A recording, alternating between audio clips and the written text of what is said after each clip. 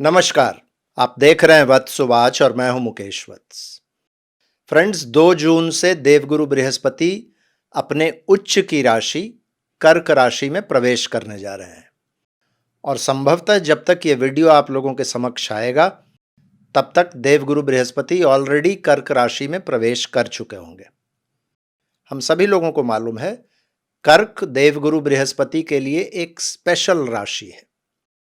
12 वर्षों में एक बार यहां आते हैं और जब भी यहां आते हैं तो ये उच्च के हो जाते हैं। उच्च का कोई भी प्लैनेट जब होता है इसका मतलब वो अपने शक्तियों के चरम पर होता है। देवगुरु बृहस्पति कर्क में जब आते हैं तो काफी प्रफुल्लित, काफी पावरफुल, बहुत ही अच्छे मूड में होते हैं।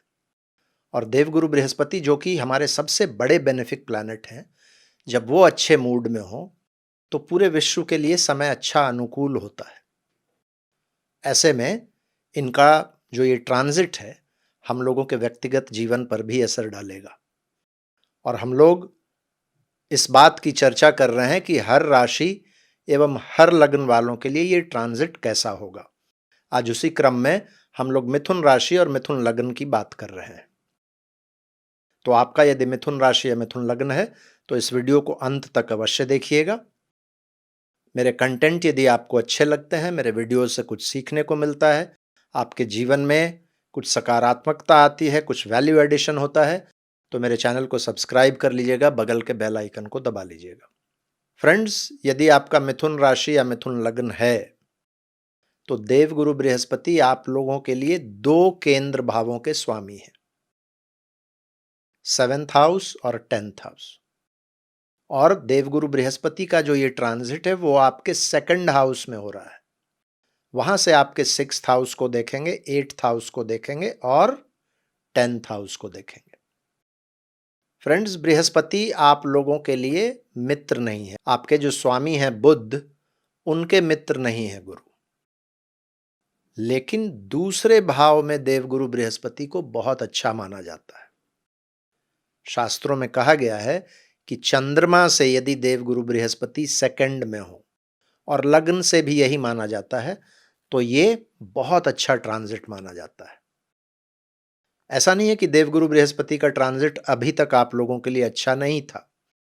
अभी तक भी गुरु आप लोगों के लग्न या आपकी राशि में थे, 1st हाउस में थे। वहां से 5th, 7th, 9th को देख रहे थे, अच्छे भावों को देख रहे थे। तो पिछले 1 वर्ष से भी ये ट्रांजिट बढ़िया ही था। अब दूसरे भावों से संबंधित वेल बीइंग में ये गुरु बढ़ोतरी करवाएंगे। सबसे पहले तो 2nd हाउस होता क्या है? 2nd हाउस मतलब हमारा स्पीच, हमारा खान पान, फैमिली, हमारा धन, हमारे कुल देवता, बहुत ही इंपॉर्टेंट हाउस होता है। तो वाणी और कुटुंब के भाव में जब गुरु आएंगे तो सबसे पहले कुटुंब में वृद्धि करवाते हैं गुरु। जब कभी भी जुपिटर का ट्रांजिट 2nd हाउस से होता है तो फैमिली में बढ़ोतरी होती है और ये बढ़ोतरी किसी के विवाह के वजह से हो सकता है, घर में बच्चों का जन्म हो सकता है, इसके वजह से फैमिली में बढ़ोतरी हो सकती है। तो एक तो ये हुआ। दूसरा, जब 2nd हाउस में, फैमिली के हाउस में जब जुपिटर आते हैं तो फैमिली के बीच में आपसी सौहार्द बढ़ता है, फैमिली के मेंबर्स के बीच में आपसी प्रेम बढ़ता है, फैमिली के मेंबर्स के बीच में जो भी परेशानियां पहले से चली आ रही हो वो सॉल्व होती है।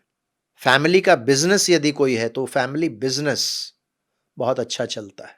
ऐसे समय में आपको अपने कुल देवता का भी आशीर्वाद मिलता है। तो these are all very important things. 2nd house में गुरु के आने का सबसे बढ़िया प्रभाव क्या होगा पता है? अभी तक 10th में सैटर्न काफी मेहनत करवा रहे होंगे आप लोगों को। 10th में जब सैटर्न आते हैं तो रिस्पॉन्सिबिलिटीज बढ़ जाती है आदमी की, वर्क और पर्सनल लाइफ का बैलेंस नहीं रह जाता है, व्यक्ति ओवर स्ट्रेस्ड और ओवर वर्कड हो जाता है। अब क्या होगा? देवगुरु बृहस्पति का 2nd में बैठकर, धन भाव में बैठकर आपके कैरियर के भाव पर दृष्टि होगी और शनि पर दृष्टि होगी। और शनि बैठे कहां है? शनि गुरु के ही घर में बैठे हैं। जब मकान मालिक की दृष्टि अपने घर पर हमेशा रहे और उस घर के किराएदार पर भी हमेशा रहे तो किराएदार डिसिप्लिन में रहता है। ये जनरल प्रैक्टिकल बात। तो शनि वैसे भी आप लोगों के लिए अच्छे ही प्लैनेट हैं, लेकिन 10th में शनि जो परेशानी, जो मेहनत, जो स्ट्रेस, जो इनस्टेबिलिटी, कॉन्फिडेंस की कमी, ये सब जो दे रहे थे, उसमें अब काफी राहत मिलेगा। सेकंड हाउस में देवगुरु बृहस्पति वैसे भी आपके फाइनेंशियल वेलबींग को बढ़ाते हैं। कैसे बढ़ाते हैं? 10th पर दृष्टि होती है, 6th पर दृष्टि होती है। मेहनत करवाते हैं, मेहनत तो आप कर चुके, वो जो मेहनत है उस मेहनत का अब पुरस्कार मिलेगा आपको। 10th पर गुरु की दृष्टि है तो कई सोर्सेज ऑफ इनकम इस समय में हो सकते हैं। आपका जो काम है वो तो चलेगा ही, कुछ नया काम इस समय में शुरू कर सकते हैं। कैरियर को एक नया डायरेक्शन मिल सकता है। कुछ लोग नया जॉब, नया प्रोफेशन, नया बिजनेस शुरू कर सकते हैं। जो लोग भी जॉबलेस थे, जॉबलेस लोगों को इस समय में इंटरव्यू में सफलता मिलेगी, जॉब मिल जाएगा। आपकी कुशाग्रता, आपका इंटेलेक्ट, आपका स्पीच, तीनों चीज शानदार हो जाता है जब जुपिटर सेकंड में होता है। क्या होगा जब इंटेलिजेंस भी अच्छा हो जाए, आपका प्रेजेंटेशन भी अच्छा हो जाए, फैमिली का भी सपोर्ट मिल जाए, मन प्रफुल्लित रहे, गुरु उच्च की अवस्था में धन के भाव में बैठे हैं तो धनोपार्जन में भी वृद्धि होगी, धन संचय में भी वृद्धि होगा। जो भी पैसा आपके पास पहले से पड़ा हुआ था या किसी इन्वेस्टमेंट से या इंश्योरेंस से जो पैसा आएगा, उस पैसे को आप बहुत अच्छे जगह पर इस समय में इन्वेस्ट कर पाएंगे और इसलिए धन आगमन होगा। इंश्योरेंस, विरासत, विल्स, लीगसीज, है ना, बैंक अकाउंट्स, इन सभी चीजों को आप बहुत ही अच्छे तरीके से मैनेज कीजिएगा और इसलिए फाइनेंशियल वेलबींग में बढ़ोतरी होगी। 8th हाउस पर दृष्टि है।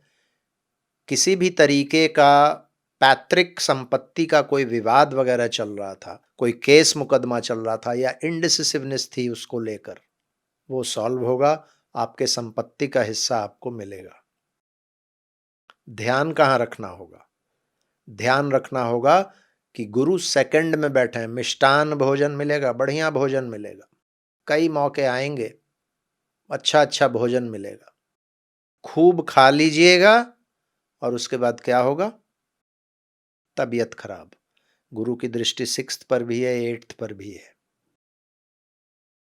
तो खान पान पर संयम रखिएगा और थोड़ा फिजिकल एक्टिविटीज करते रहिएगा, नहीं तो कोलेस्टेरॉल, है ना, लिवर की समस्या, लाइफस्टाइल से जो परेशानी आती है जैसे डायबिटीज, ब्लड प्रेशर, ये सब चीजें हो सकती है। सेकंड हाउस में गुरु, मैंने इसका चर्चा किया थोड़ा पहले भी, आपके स्पीच को बहुत प्रखर, बहुत प्रभावी, बहुत आकर्षक बना देते हैं। तो ऐसे में क्या होता है, आप जब भी बोलते हैं तो लोग आपसे प्रभावित होते हैं, आपसे कन्विंस्ड होते हैं, लोग आपके पास एडवाइस के लिए आते हैं और इसके वजह से मान प्रतिष्ठा में बढ़ोतरी होती है। और यदि आपका काम ही मान लीजिए कि प्रेजेंटेशन वाला है, मान लीजिए आप मोटिवेशनल स्पीकर हैं, मान लीजिए आप काउंसलिंग का काम करते हैं, किसी को एडवाइस देने का काम करते हैं, तो बहुत अच्छा कीजिएगा इस समय में आप लोग। फैमिली बिजनेस, शायद मैंने पहले भी बताया, फैमिली बिजनेस में है तो उसके एक्सपेंशन का बहुत बढ़िया ये टाइम रहेगा। तो इन जनरल देवगुरु बृहस्पति का सेकंड हाउस से जो ट्रांजिट हो रहा है मिथुन राशि या मिथुन लग्न वालों के लिए, ये बहुत ही बढ़िया ट्रांजिट है। इस ट्रांजिट का आप लोगों को पूरा लाभ उठाना चाहिए। तो ये था फ्रेंड्स, मिथुन राशि या मिथुन लग्न वालों के लिए देवगुरु बृहस्पति का कर्क राशि से ट्रांजिट किस प्रकार के परिणाम देगा। मुझे उम्मीद है कि यदि आपकी राशि या लगन मिथुन है तो आप लोगों को यह वीडियो डिटेल्ड लगा होगा, लॉजिकल लगा होगा। वीडियो यदि अच्छा लगा हो तो इसको लाइक कीजिएगा और भी मित्रों के साथ शेयर कीजिएगा, विशेषकर जिनका मिथुन लग्न या मिथुन राशि है। अपना प्यार, अपना आशीर्वाद इसी तरीके से मुझ पर बनाए रखिएगा। आज मैं अपनी वाणी को यहीं विराम देना चाहूँगा। फिर से मुलाकात होगी अगले वीडियो में एक नए टॉपिक के साथ। तब तक के लिए बहुत बहुत धन्यवाद। हर हर महादेव। भारत माता की जय।